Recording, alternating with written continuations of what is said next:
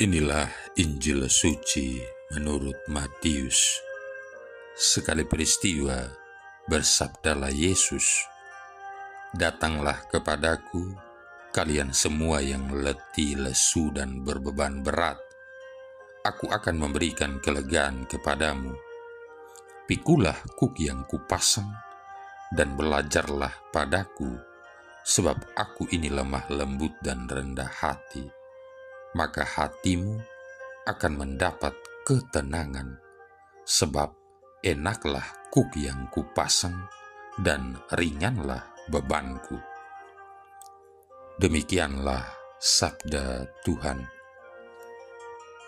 Saudara-saudari yang terkasih, apa yang tidak membuat khawatir kita saat ini? Harga bahan pokok menggila, jalanan semakin macet, pekerjaan juga semakin sulit, kejahatan jangan ditanya, membuat was-was kita yang meninggalkan rumah. Masih ditambah lagi urusan domestik rumah tangga, entah itu relasi dengan pasangan, dengan anak, dengan mertua, dengan ipar dan sahabat kenalan. Siapa yang tidak akan mengalami stres jika demikian? Saat menghadapi kenyataan di luar perencanaan dan target, kita bisa dilanda stres. Di sebuah harian pernah dimuat sebuah hasil penelitian dari salah satu universitas yang menyatakan bahwa 2 dari 3 orang menderita gejala stres ringan sampai berat, termasuk insomnia. Tidak salah kalau penghuni rumah sakit jiwa makin meningkat, karena para korban stres sudah sampai pada tingkat membahayakan orang lain. Di sekeliling kita bisa ditemui ada yang stres kepikiran tidak kunjung dikaruniai anak, tapi ada pula yang stres dengan permasalahan anak yang semata wayang. Ada juga yang stres karena beban pekerjaan menumpuk. Tapi di sisi lain ada yang stres karena tidak punya pekerjaan alias jobless. Ada lagi yang pusing masih menjomblo. Tapi ada yang stres bahkan menyesal menikah dengan pasangannya. Kita mengeluh bahwa hidup seperti mengarungi lautan tidak bertepi karena yang diharapkan tidak kunjung datang. Saudara-saudari yang terkasih, Injil hari ini mengajak kita, terutama yang sedang menghadapi berbagai tekanan, untuk berani melihat sisi lain yang belum kita lihat.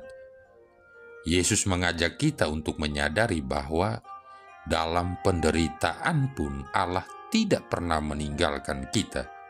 Pasti ada jalan terbuka bila kita bertahan dan tetap mengandalkan Dia. Dalam diri Yesus, Allah membagikan kesedihan dan kesepian kita dan menguatkan kita dalam penantian. Ia memberikan kelegaan bagi siapapun yang datang kepadanya, yang letih lesu dan berbeban berat.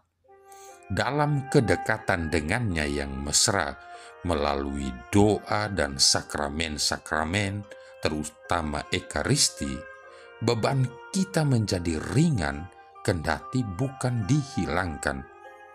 Yesus menegaskan bahwa beban itu tetap ada, namun akan menjadi ringan karena Dia. Kita perlu senantiasa belajar untuk menjadi lemah lembut dan rendah hati dalam penantian, dalam penderitaan. Saking stresnya dan tak berdayanya kita, mungkin pernah terlontar pertanyaan ini, "Tuhan, ada di manakah Engkau saat saya menderita?" Tuhan pun sebenarnya menjawab, "Aku ada bersamamu, anakku." Ya, karena Dialah Kristus Sang Immanuel. Atau kita pernah mengeluh dan bertanya, "Why me, Lord?" Maka bila kita cepat menyadari kehadirannya, kita tidak akan larut dan menjadi korban stres berkepanjangan dan berakhir di rumah sakit jiwa, kan? Saudara-saudari yang terkasih, masalah kita mungkin belum selesai, tapi bersamanya kita diberikan kemampuan untuk mengelola stres.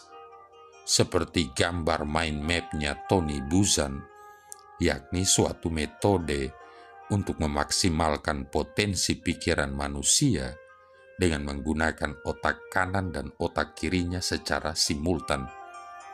Metode ini diperkenalkan oleh Tony Buzan pada tahun 1974, seorang ahli pengembangan potensi manusia dari Inggris.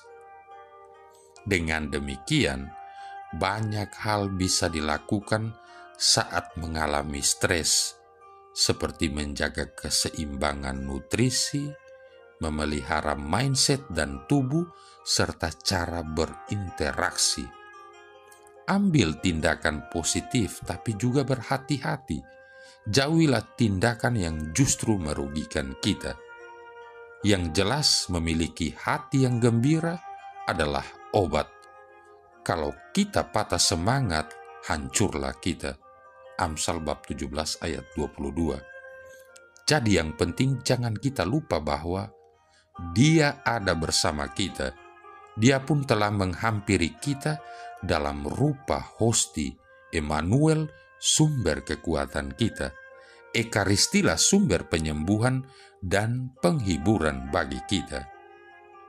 Saudara-saudari yang terkasih, kita punya pilihan untuk hidup menurut keinginan kita, seperti sapi tanpa kuk, bila seenaknya kerja, atau malah tidak kerja sama sekali kecuali mencari rumput untuk makanan. Kita bisa pusing sendiri kalau semua dipikir dan dihadapi tanpa arahan dan bimbingan. Pertanyaannya, kita mau mengandalkan siapa? Diri sendiri, orang lain, pangkat, harta kekayaan, atau kekuasaan? Yesus menawarkan dirinya sebagai pegangan hidup bagi kita. Jika kita total menyerahkan diri kita kepada Yesus sebagai juru selamat kita, maka hidup kita akan diarahkannya agar rapi dan teratur sesuai dengan rencana kehendak-Nya. Yesuslah gembala kita, untuk itu tentu harus dipasang kuk sebagai pegangan yang mengikat kita dengan Dia agar bisa seirama dalam menapaki jalan kehidupan. Dengan demikian, walaupun kuk yang dipasang terlihat besar dan berat, tapi dengan belajar menjadi rendah hati dan belajar memiliki hati yang lembut seperti Yesus, Sang Gembala Agung, kita akan mensyukuri bahwa damai sejahtera tetap tinggal di dalam hati kita. Masalah tentu ada di dalam kehidupan, tetapi kita tidak sendiri. Kita diberikan pegangan atau kuk seperti seluruh ajaran yang ditinggalkan dan tradisi sakramen-sakramen yang menjadi sandaran kita dalam menapaki hidup. Allah Tritunggal memang Allah yang hidup, yang mendampingi kita dalam suka dan duka menapaki kehidupan ini. Marilah berdoa. Allah Bapa Maha Kuasa, ketika manusia menderita, Engkaulah yang menyampaikan sabda pembebasan serta pengharapan melalui Yesus Kristus Putramu. Semoga kami dapat mengalami dan menikmati pemeliharaan-Mu yang besar dalam segala usaha kami. Dengan pengantaran Yesus Kristus Putramu Tuhan kami, yang bersama dengan Dikau dalam persatuan Roh Kudus, hidup dan berkuasa, satu Allah sepanjang segala masa. Tuhan memberkati kita sekalian, Bapa, Putra, dan Roh Kudus.